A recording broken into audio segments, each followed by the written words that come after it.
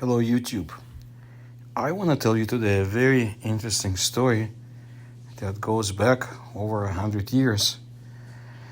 Later, I'll tell you why it's interesting to me.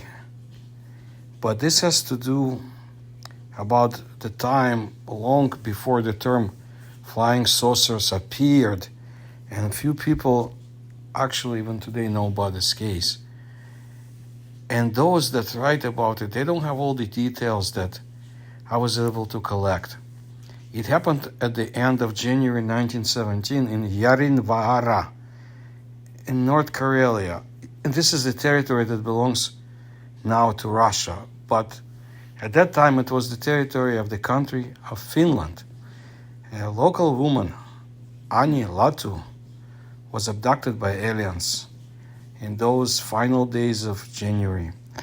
Ani Latu lived alone in her small house in Vaara, about 6 kilometers west of Kurkijoki.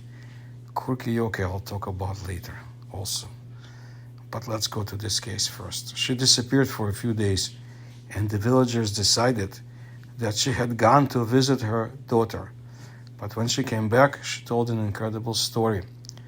Annie told her fellow villagers that a large object similar to a large wash basin fell to the ground near her house from the sky. Note that the term flying saucer just did not exist at all at that time, but the large wash basins of that time used by the residents were similar to large soup plates. So this is the first case of the appearance of UFOs in the form of a plate or a saucer, at least as comes from Finland, because I have collections of reports from pre-revolutionary Russia, how I talked about. Anyway, she continued, a ladder descended from this wash basin, along which small creatures descended. Although Annie resisted and did not want to go with them, she was taken on board by force, and they flew very quickly, according to her, these creatures, whom she called demons. They showed her everything, and there were many miracles. It was warm and cozy inside this craft. There were very soft and comfortable chairs. It glowed inside and did not make any noise, not at all like on the train.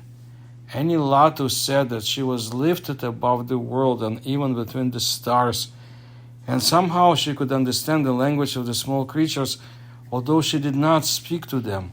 During the trip, one person communicated with her, and his voice sounded right in her head. She often repeated the story in the area, but people thought that she must have been hallucinating from fever because her house was cold, or maybe she just had a dream. However, Ani Latu did not agree with these explanations. She continued to claim that it really happened and it was not a dream, that she doesn't have a fever despite the fact that she has a cold house. This case was first mentioned in the newspaper Kurkijokilainen, which is mainly read by people who used to live in the small community of Kurkijoki in North Karelia. The newspaper, for obvious reasons, contains many memories of life in Kurkijoki before the war and during the war. One of them was a short article written with the signature Latomain Aino in the number 23, June 9, 1978, of Kurkijokilainen. Because of this article, one of the researchers of the Research Finland, Mauris Hietamaki, discovered and interviewed a woman born in 1910. She was still a child at the time and lived in a family that was one of Ani Latu's neighbors when this event occurred. This woman told him that in the following years, Ani Latu often recalled what had happened and constantly returned to the case in conversations with neighbors and fellow villagers. It turned out that Ani Latu was born in 1873 and died in 1930, that she was not a widow, although she lived alone. In fact, her husband, Juho, who lived separately and died 11 years after her. Anilotta was always alone when she visited other villages, and that was why she was considered to be a widow. Anilotta lived in a small house on the eastern shore of Lake Kankaanlampi in the village of Aho. This devil abduction event took place between January and Easter of 1917. Anilotta was doing her daily work when an apparatus landed on the road in front of her house, which she described as having the shape of a wash basin. They had that shape in the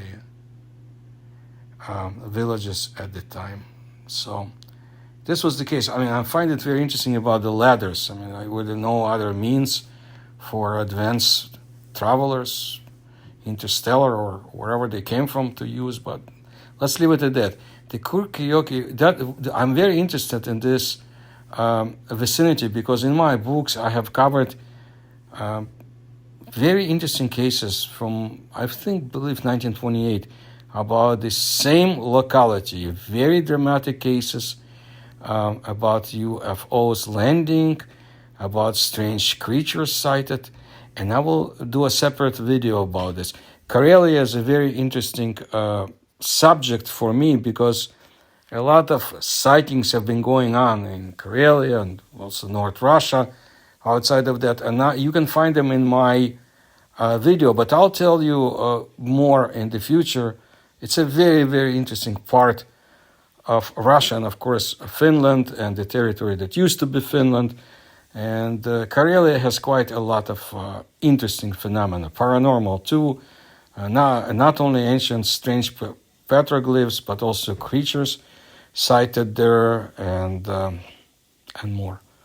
So if you like my research, I urge you to support me through the links you'll find in the description to this video. Please like my videos, please tell others about my channel, and I will continue to bring interesting stories to you. And thank you again.